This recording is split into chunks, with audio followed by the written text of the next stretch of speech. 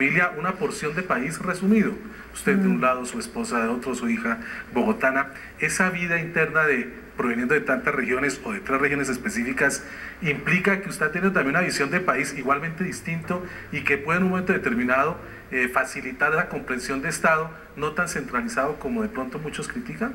Sí, yo le agradezco a la vida eso. Primero, ser un hombre de provincia, porque eso nos enseña que a veces lo que pensamos desde Bogotá no es lo que está sucediendo en el resto del país, que hay particularidades en los llanos orientales, en la región Caribe, en el occidente. Pero también aprendí algo importante andando por el mundo y andando por mi país, que cuando uno sale a caminar el mundo, reafirma sus valores, no para excluir a los demás, sino para entender, por ejemplo, las diversidades. Que hay una persona que aquí un hombre usa pantalones, pero que en Escocia utiliza faldas. Que aquí los hombres tenemos una manera de ver el mundo, pero que en otro sitio, y eso relativiza conceptos, le permite a uno ser más tolerante. Yo quiero contarle algo ahora que usted se refiere a mis orígenes. Mi padre es de Valledupar, yo soy de Valledupar, mi madre es del Valle del Cauca, mi esposa es del Valle del Cauca también, y entonces me toca decir a mí, como decía ese gran vallenato que era Rafael Escalona, Colombia tiene 2 valles que yo no puedo olvidar. El uno es Valle del Cauca y el otro es Valledupar. Muy bien, es el momento en que nos adentremos un poco en la historia de nuestro candidato hoy, el doctor Jaime Araujo Rentería, frente a lo que ha sido sus ejecutorias como hombre público. Aquí está un fragmento de lo que es su hoja de vida.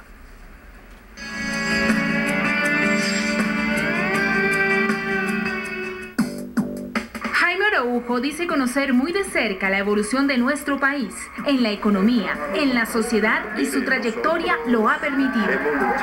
Desde marzo del 2001 hasta febrero de 2009 fue magistrado de la Corte Constitucional. Docente universitario desde hace 30 años en diversas universidades. Sus asignaturas y cátedras más fuertes se enmarcan en los temas de teoría del Estado y teoría de la Constitución. Este perfil le ha permitido analizar y ofrecer conferencias sobre este tema a nivel nacional e internacional. Ha sido autor de múltiples artículos y varios textos sobre temas jurídicos. Entre los cargos desempeñados por Jaime Araujo se destacan diplomático en la Embajada de Colombia ante la Santa Sede y magistrado del Consejo Nacional Electoral, donde fue reconocido ante la opinión pública como administrador de justicia. En su cargo, dicen sus colaboradores, siempre defendió los derechos humanos de las colombianas y colombianos, de las madres cabezas de familia, de los desempleados y de las víctimas de la violencia. Araujo Rentería es aspirante desde el 4 de mayo del año pasado a las elecciones presidenciales de Colombia de 2010 por la Alianza Social Afrocolombiana y mantiene orígenes en el Partido Liberal Colombiano. Ha sido un férreo crítico al gobierno del presidente Álvaro Uribe Vélez.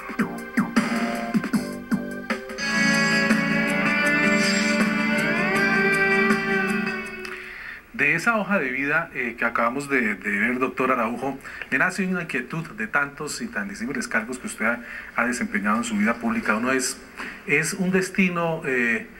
no tenía un destino distinto una persona cuando ha sido magistrado y que es acusado de que como magistrado tuvo de pronto decisiones que enderezaban en lo político, el luego ser candidato a la presidencia de la República?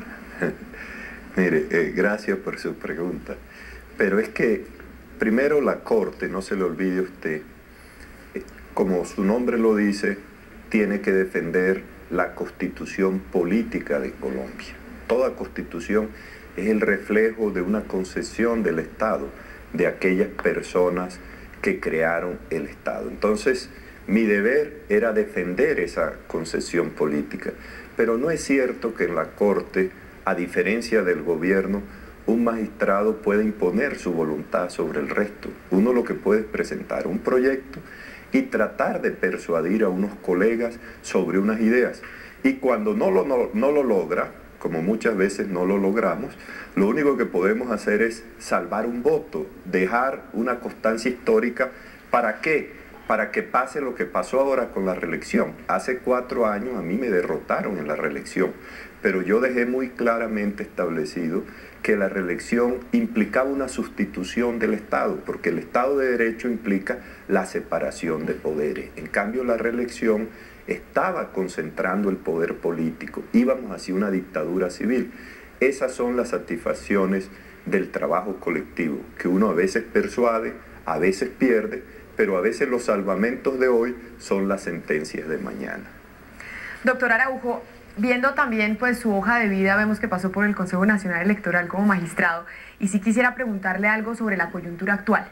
Se habla mucho de la situación de la registraduría, también en los últimos días se está hablando de la situación de las encuestas, como el Consejo Nacional Electoral dice que va a entrar a investigar y cómo va a entrar a revisar y fiscalizar, digámoslo así, cómo se están realizando las encuestas. Ya que usted estuvo ahí, yo sí quiero que nos diga cómo ve usted el panorama electoral en ese sentido, en el sentido de las encuestas y del funcionamiento de la registraduría.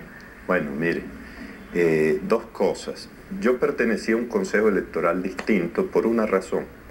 Porque cuando yo fui magistrado, antes de estar en la Corte Constitucional, a mí me eligió el Consejo de Estado. Y eso era una garantía de que había unos magistrados que fundamentalmente eran juristas. Los últimos magistrados, sin cuestionarlo, son elegidos por el Congreso de la República. ¿Y eso qué implica? Que ellos defienden los intereses de aquellos que los eligieron en el Congreso. Entonces, ¿qué pasa hoy en día? Que, por ejemplo, Cambio Radical tiene 2 magistrados en el Consejo Electoral, el Partido Conservador tiene 2, el Partido Liberal tiene 2.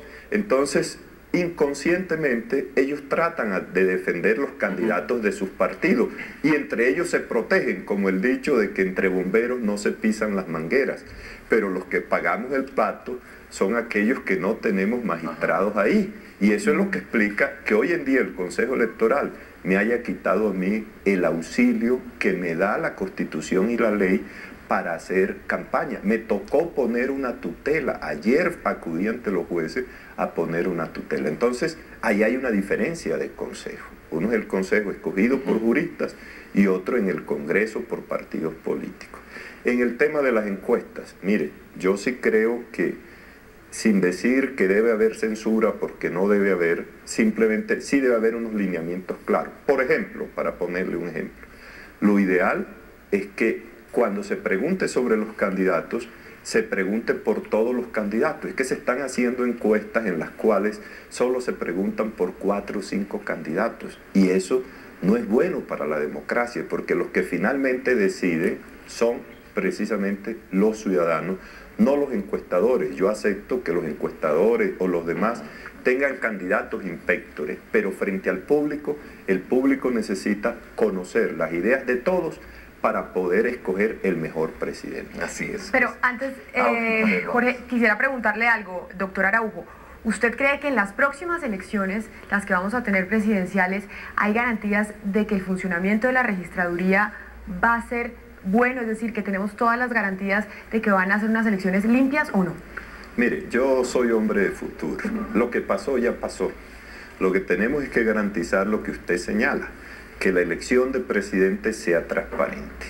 Yo sí creo que debemos exigir transparencia, estar vigilantes, pero no se nos debe olvidar también que en este conflicto le están cobrando al registrador nacional de la nación el no haber dado la certificación del referendo, que fue una de las causales por las cuales el presidente hoy en día no puede ser candidato. Entonces, si bien es cierto, necesitamos más eficiencia, no podemos olvidar el elemento político que está por detrás. Doctor Araujo, vamos a hacer un cortecito de comerciales, pero yo más adelante le voy a preguntar algo que me encantó, en una oportunidad que tuve, esa ocasión grata de estar en Valledupar hablando con el brujo Borletti. Vamos a hablar un poco más adelante de ese brujo que fue realmente fascinante, pero hacemos un corte y venimos inmediatamente.